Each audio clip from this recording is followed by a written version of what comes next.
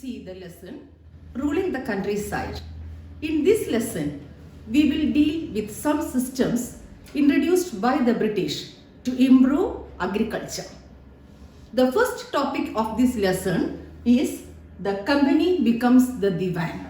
Here, on August 12, 1765, the Mughal Emperor appointed the East India Company as the Diwan of Bengal. As Diwan, the company became the chief financial administrator of the territory under its control. Now, it had to think administering the land and its revenue resources. Do you know what is the meaning of Diwani? Diwani means the revenue administration of Mughal Empire, or we can call it as a tax collecting department. Here it means that East India Company got rights to collect tax in the province of Bengal. The next topic is the causes for the fall of Bengal economy. Causes: the use of vast revenue resources of Bengal by the company. Second cause: artisans were forced to sell their goods at lower prices to the company, and so they desert villages. Then collapse of agriculture, and comes terrible famine. 4 points are there: the use of vast revenue resources, then the artisans desert villages, then collapse of agriculture, and the last one, terrible famine. Now, the company felt the need of improving agricultural system.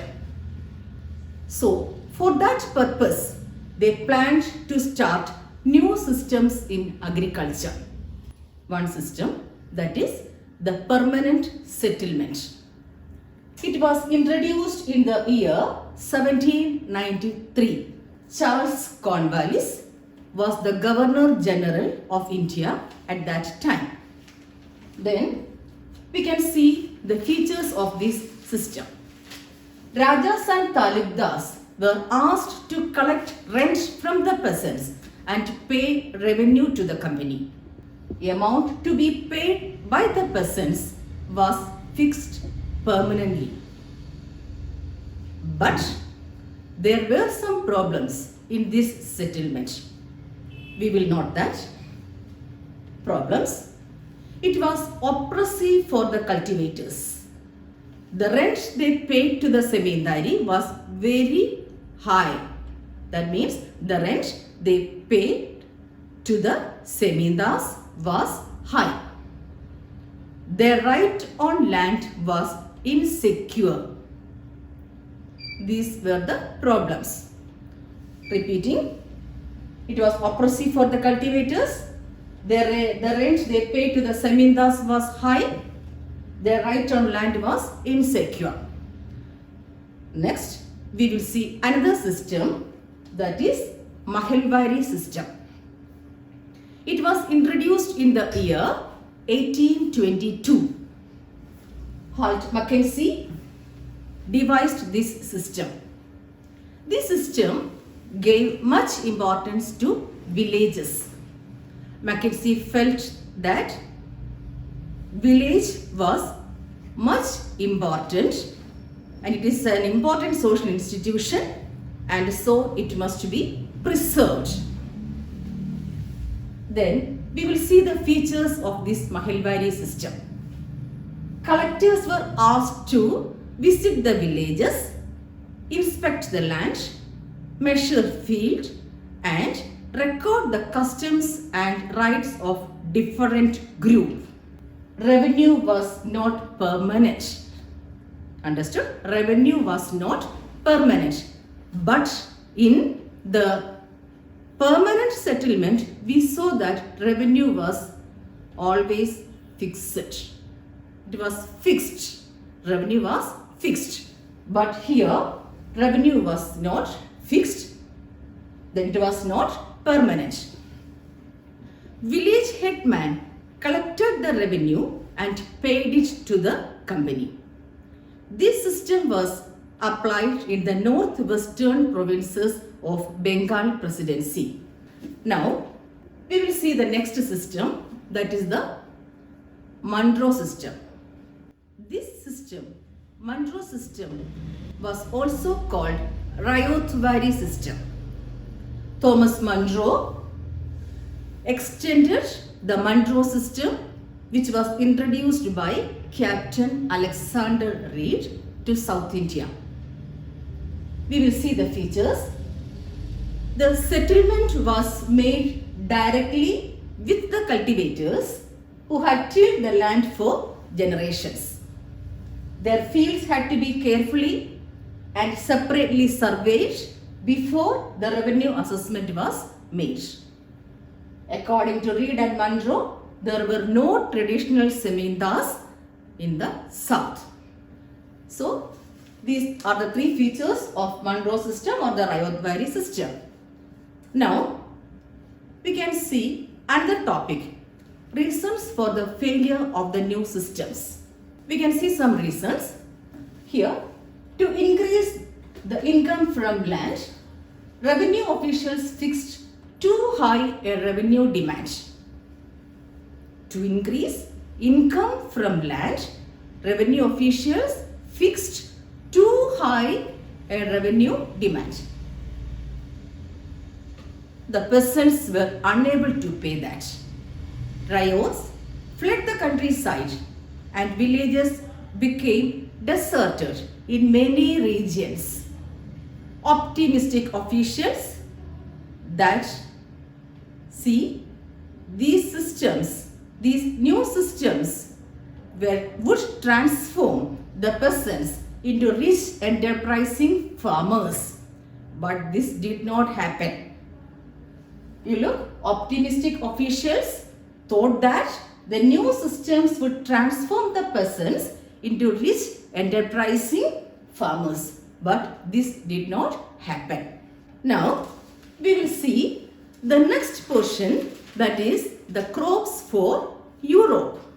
Besides revenue, the British needed to grow crops for their use in the countryside.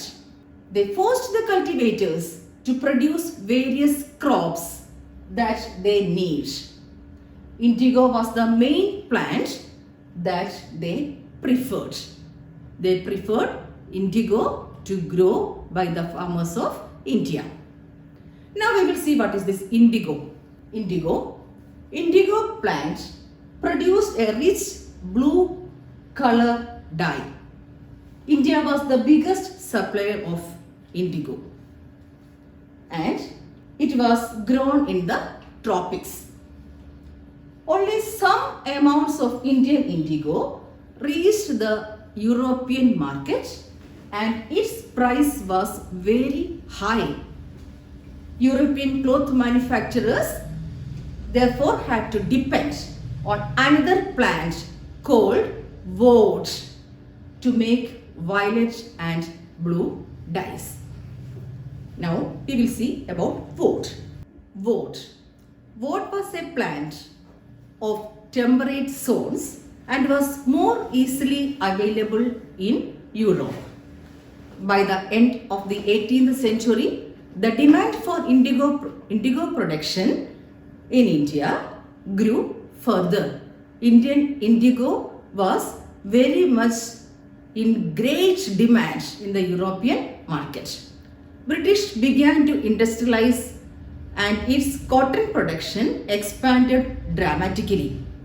They were in need of indigo as their existing supplies from West India and America collapsed for a variety of reasons. Now, British turns to India. The East India Company in India looked for ways to expand the area under indigo cultivation. Indigo cultivation in Bengal expanded rapidly and Bengal indigo came to dominate the world. As the indigo trade grew, commercial agents and officials of the company began investing in indigo production. Some company officials left their jobs to look after their indigo business. Now we will see how was this indigo cultivated. There were two main systems for indigo cultivation. That is the first one, niche cultivation. We all know this was a system of indigo cultivation.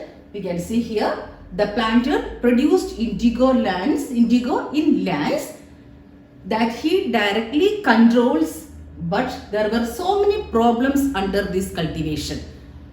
Repeating, the planter produced indigo in lands that he directly controls, but there were so many problems in this indigo production.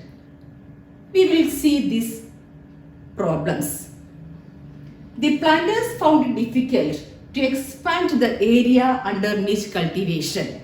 It was not easy for them to grow indigo in smaller areas. Indigo could be cultivated only on fertile lands, and on these fertile lands it was densely populated. Then planters needed large areas in compact blocks. As they need large areas, they attempted to lease in the land around the indigo factory and evict the peasants in the area. They forced the peasants to leave from that area, and this brought conflicts and tensions among the peasants. So this led to conflicts and tensions. Niche cultivation required many ploughs and bullocks. Investing on it was a big problem because investing on purchases and maintenance of ploughs was a big problem to these poor peasants, and they are not getting much profit also.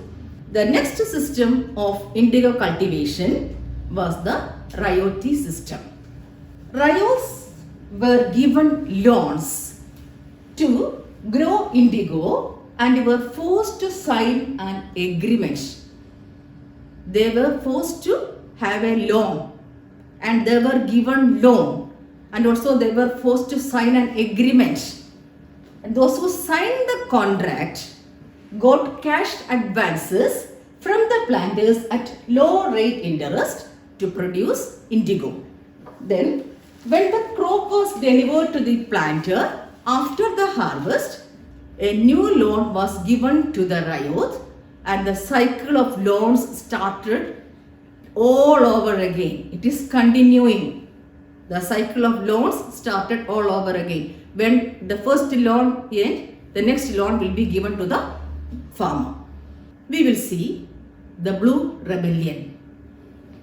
It was started in Bengal in March 1859 with thousands of riots, and it was against indigo cultivation, and it was also called Indigo Revolt.